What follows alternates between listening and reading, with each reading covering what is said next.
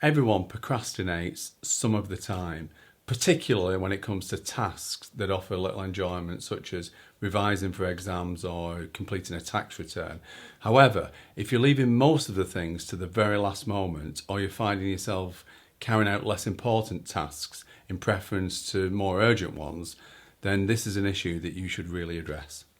That's right. I mean, some minimal procrastination is perfectly normal. However, if procrastination is a habit and it's holding you back, like really holding you back, then it's important to change this behaviour. Because the thing about procrastination is that it doesn't just make you feel stressed, but it can make you feel really anxious. It can cause sleepless nights. It can make you feel bad about yourself or frustrated, inadequate, or really, really kind of overwhelmed.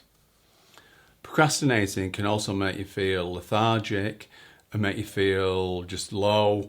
And then you can consider self-medicating yourself with food and alcohol, which isn't a great thing. So we hope that our very simple tips will help you combat procrastination and help you to conclude those jobs that you've been putting off for ages. I suppose we've all got those things.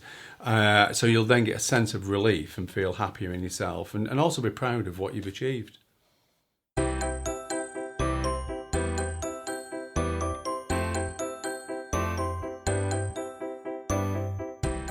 I'd like to share with you 12 really simple and really straightforward tips to help you. Now, the first is to consider, do you put things off because you don't have confidence in yourself and you don't have confidence that you're going to get it right? Or is it perhaps that you don't feel good enough about yourself? Now, if that's the case, then please do take a look at our self-confidence film, which is here on our YouTube channel. It'll help you to address sort of confidence issues and to help you realise just, do you know what, just how brilliant and capable you really are. Number 2, consider changing your environment, because a change of scenery can increase energy and enthusiasm. And if you can, move to a room that's a bit lighter, a bit brighter, and also be sure to declutter, because a cluttered environment creates a cluttered mind, and this can also contribute to you feeling overwhelmed and make those tasks and jobs appear far harder than what they really are. That is so true. Clutter it really can hold you back. So number 3 is look for really empowering friends. Now, what's really interesting is that studies show that we actually become like the 5 people that we spend most of our time with. Now, people's moods can be really contagious. You've probably noticed that yourself. So, for example, negative people, they can really drain you and sort of take all that energy away from you. But equally, positive people, they'll really boost and motivate you and make you feel so much better. So take a look at the people that you hang around with. That's true. And number 4, exercise and look at eating more healthily. You should see regular exercise and a healthy diet will give you far more energy, whereas temporary energy such as sugary food, sugary drinks, caffeine drinks, and drinking coffee, they only give you that short burst of energy, and then that's followed by a far bigger drop in energy levels, which actually defeats the object. So true. Number 5, don't overwhelm yourself. You know, taking action has a snowball effect. So literally just decide on a 2, 3, maybe 4 or 5 things to complete each day. So not loads, just a few things each day. And it's really important that you write those things down and put them somewhere that's really visible. Now, you can use maybe an index card or write it in a diary, or something that we use, which we find is really useful, is post-it notes. You can literally write one task per post-it note and leave the post-it notes up in really visual places, so that when you've completed that task, you can physically, rip that post-it note off the wall, and it really does help to motivate you. And number 6, commit to eliminating any distractions such as electronic devices, your phone, social media, because all that stuff will totally eat away at your time. And so just commit to having at least 1 hour a day without any electronic devices. Switch your phone off, don't go on social media, and use that hour to get stuck into those daily tasks. Yeah. Number 7, plan your week. Now, run your week as opposed to letting the week run you. So make your own goals. The fact is, if you don't make your own goals, you will become a part of someone else's. So write a timetable for the week, and again, leave it in a really visible position to help to encourage you through that week. Number 8, whatever task you have to complete, always know what that task is, know your destination, and then break it down in smaller pieces, smaller chunks.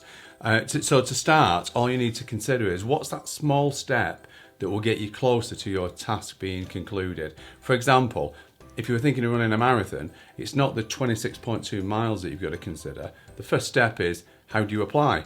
And then the second step would be, where can I buy a good pair of running shoes? So number 9 is using a diary, and that's something that we both really believe in. Now, having 1,000,001 things swimming around your head can be really overwhelming, and it can actually make you feel like you just want to run away and hide, as opposed to actually facing those tasks head on. So using a diary can really help to give you some structure and also to forward plan. And as a consequence of that forward planning, that structure, writing things down, having things in a list that you can tick off, it'll actually help you to feel a lot more calm and a lot more in control. Best way to do it, isn't it?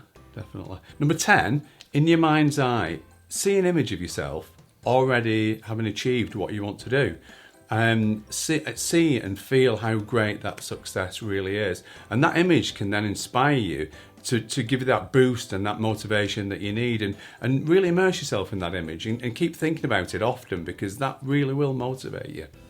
So point number 11 is to ensure that you allow yourself some small rewards as you achieve your tasks and progress along your journey. A positive reward can really help.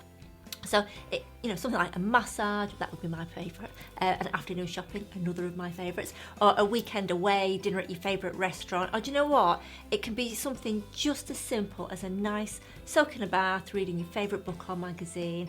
And that can just help to keep you on track with those little rewards. Lastly, number 12, the power of sleep. Never underestimate being without sleep. Sleep deprivation causes lack of energy, lack of concentration, lethargy, and also gives you a need to eat more starchy and sugary foods. Yeah. So it's really important that you get enough sleep for what you need, because we all need different amounts, don't we? I like 9 hours.